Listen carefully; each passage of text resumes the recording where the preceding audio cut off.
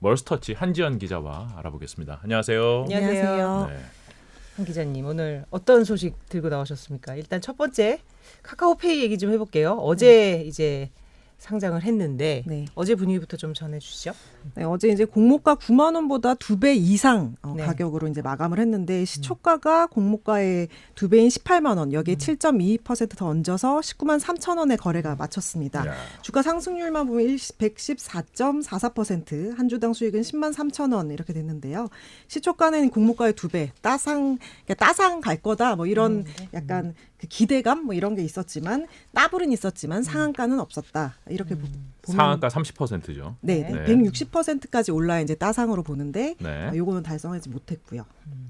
사실 IPO가 이제 상반기에 많이 몰렸다가 이제 하반기 들어서면서 주시장 자체도 조금 주춤했고 IPO에 그러니까 이제 상반기 너무 몰리면서 좀 물량 이슈도 있고 해서 그랬는데 그러면 지금 이게 카카오 계열사들이 여러 개가 상장이 되면서 이 시총으로는 굉장히 지금 순위가 올랐죠, 카카오가. 그죠? 네, 기존에 이제 카카오 그룹 상장사가 카카오랑 넵튠 그리고 카카오 게임즈, 카카오 뱅크 이렇게 있는데 이 네 개 합쳐서 94조 7천억 정도 네. 됐었어요. 근데 이 카카오페이가 상장을 하면서 5개 시총이 119조 9천억, 그러니까 120조 원에 지금 육박하게 되면서 네. 5위로 올라섰는데 아, 재계 5위예요? 네, 재계 5위입니다, 이제. 와. 근데 이제 주요 그룹 상장사들 보면 뭐 당연히 삼성 1등인데 634조 원, 그리고 그 밑으로 SK가 200조 원 가깝고요. 또 그 밑에 3, 4위가 LG랑 이제 현대차가 131조 원대인데 3, 4위를 바짝 추격하는 이제 5위로 올라선 거죠. 네. 카카오가.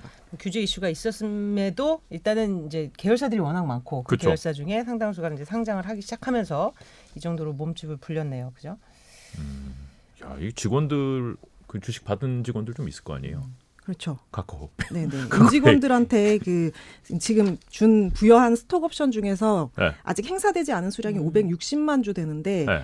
19만 3천 원으로 계산을 해보면 한 주당 평가 차익은 최소 이제 15만 9천 원, 15만 대에서 18만 원대 정도 나오거든요. 근데 이제 임직원 평가 차익 다 합하면 무려 1조 255억 원이 되고 물론 이제 가장 많이 받은 사람은 대표님이겠죠. 네네. 유영준 대표가 이제 가장 많이 받았는데 71만 2천 주 정도 되는데 이거를 행사 가격이 5천 원이에요. 네. 그러니까 이걸 계산을 해보면 무려 이게 1,000억 원. 네. 화천대유로 물론 우리의 이제 눈높이가 많이 네. 올라가 있지만 아, 그러네요. 그래도 1,000억 네. 원은 아주 헉하는 그런 네. 가격대죠. 네. 오늘 조금 내려서 뭐 조금 오늘 조금 내리고 있어서 네. 뭐 조금 줄어들긴 하지만은 1,000억 원 뭐. 네.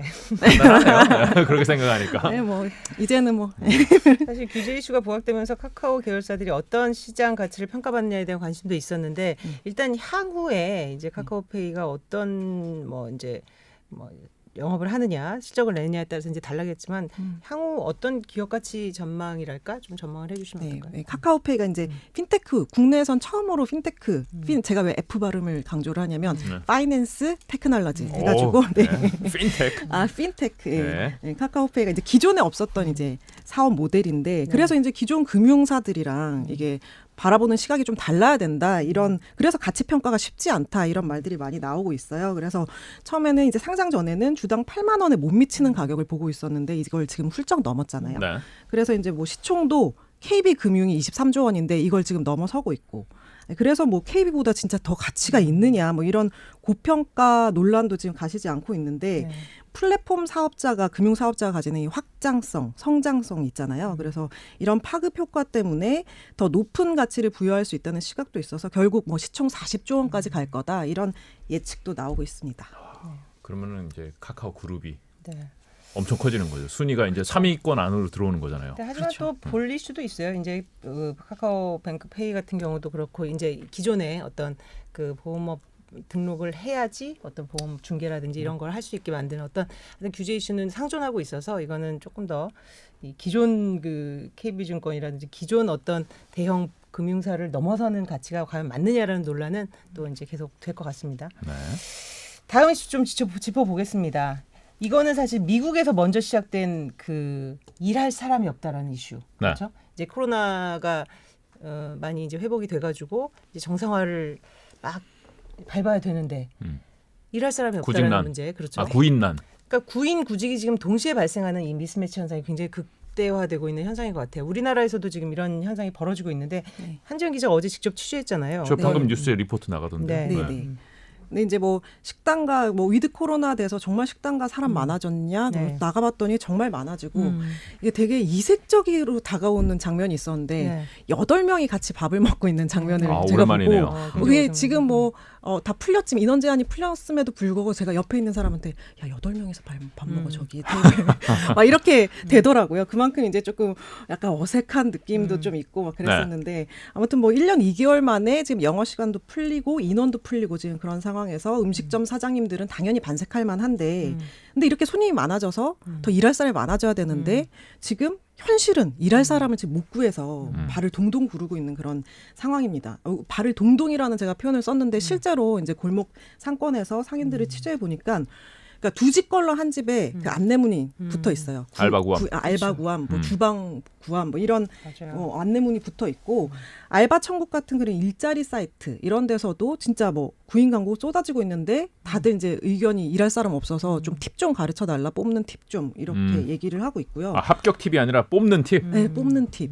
네, 그런 걸 가르쳐 달라고 하고 또 24시간 영업하는 한 술집은 한 5명이 필요한데 10월 중순부터 지금 공고를 내놨는데 단 한 명도 연락이 오지 않았다고 하고요. 또 고깃집에서도 아직 뭐 알바를 못 뽑았는데 뭐 시급을 지금 최저 시급이 8,720원인데 네. 12,000원까지 올려준다고 해도 지금 사람이 안 오는 상황이라고 합니다.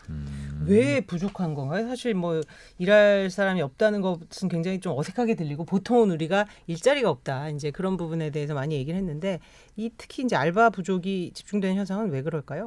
지금 뭐 이제 위드 코로나가 되면서 20대들이 이런 알바를 많이 하는데 대학들이 지금 이제 비대면에서 대면 수업으로 가고 있으니까 네. 이런 이 알바 수요가 알바 일하는 사람 자체가 지금 줄고 있고 아, 수업 들어야 돼서 알바할 시간이 없다. 그렇죠. 그런 부분도 있고 그다음에 이제 뭐 비대면 되면서 사실 코로나 때 다 이런 일하는 인력들이 그 배달 기사 쪽으로 쏠리는 그런 현상이 나타났었거든요. 그렇기 네. 때문에 이런 알바하는 그런 인력이 지금 없는 거고 그리고 여기에다가 정부에서 각종 지원금이다 수당이다 해가지고 취업 장려금이라고 해서 현금을 지금 막 주다 보니까 눈높이가 사실 높아진 거죠. 30만 원, 20만 원 이렇게 주다 보니까 시급 8천 얼마? 뭐 이렇게 이런 생각이 드는 거죠. 그래서 이제 고깃집 같은 경우에는 뭐 불판도 갈아야 되고 또 이제 뭐 불도 숯불 관리도 해야 되고 이래서 좀 힘들어서 젊은 분들이 이제 이런 걸 좀 따진다. 뭐 이런 업계의 설명이 있었습니다. 좀 쉬운 자리가 있고 어려운 자리가 있고. 네. 그래요.